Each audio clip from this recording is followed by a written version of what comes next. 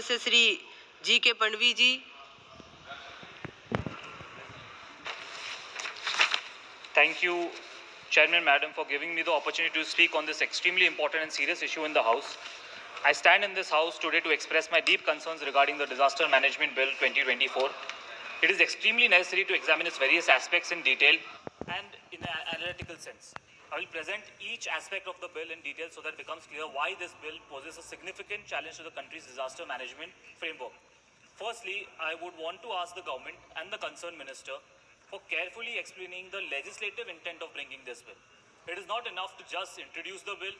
It is not enough to just mention the statement of objects and reasons of the bill. I would like to know whether are you trying to resolve some conflict? Are you trying to follow some honorable Supreme Court orders? Are you trying to resolve some pending court cases? I think that should be there in the introduction of the bill, or at least in the reply. And Chairman Madam, I'm not going to beat around the bush.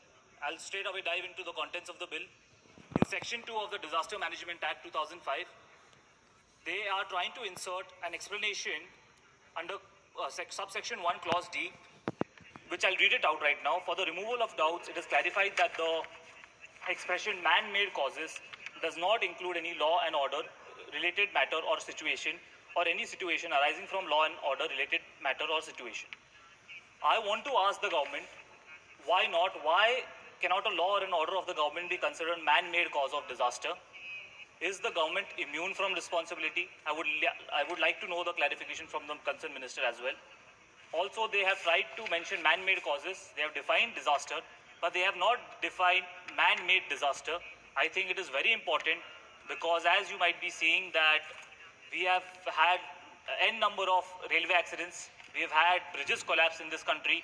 We have had forest areas being converted into non-forest areas and used for non-forest activities. I think that's a very big disaster, and therefore we need to name it as a Modi-made disaster. a man-made disaster. So I request the government to definitely look into this, and I think that word should be inserted inside this.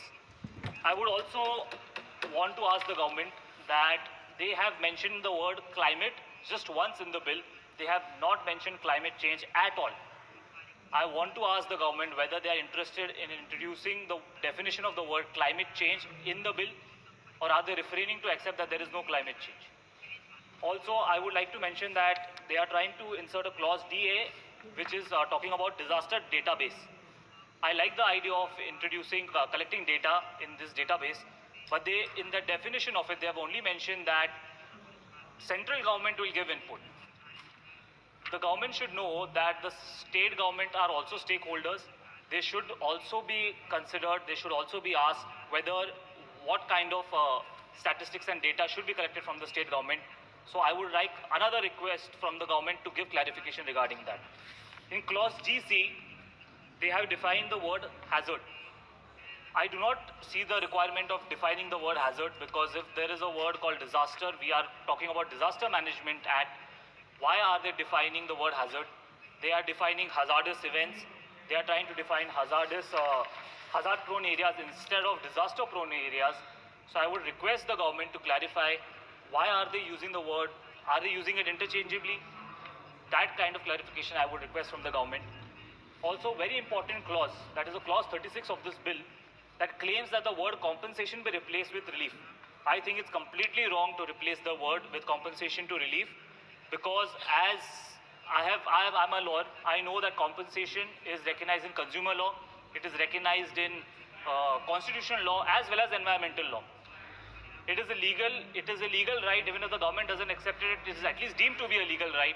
So they should accept the word compensation as and how it exists, because compensation is given as a remedial measure when a fundamental right is violated.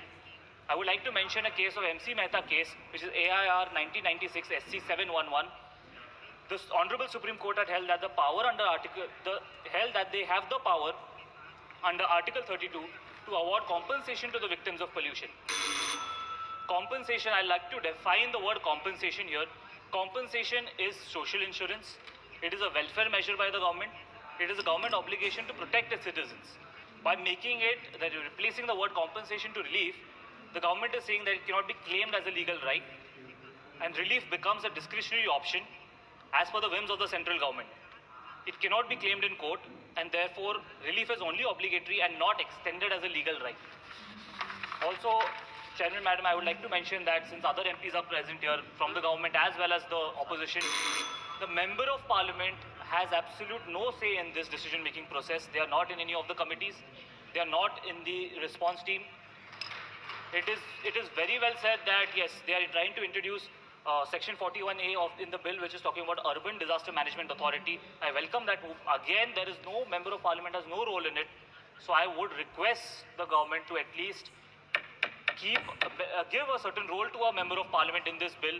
It is urgent necessity because when the problems do arise, people come to us, and we are also stakeholders in the decision-making process. Madam, I would request you to give me some more time.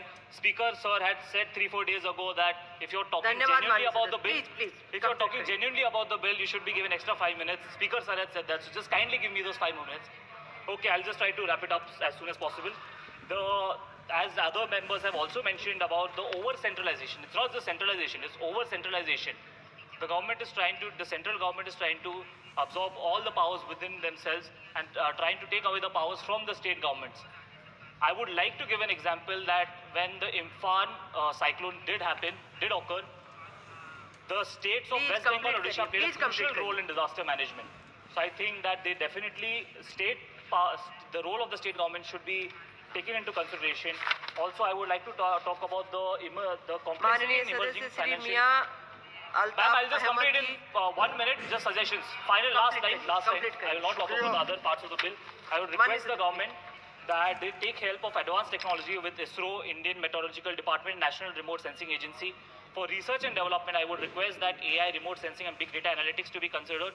And when you're talking about rehabilitation, there should be a clause for psychological rehabilitation of the victims of the national disaster.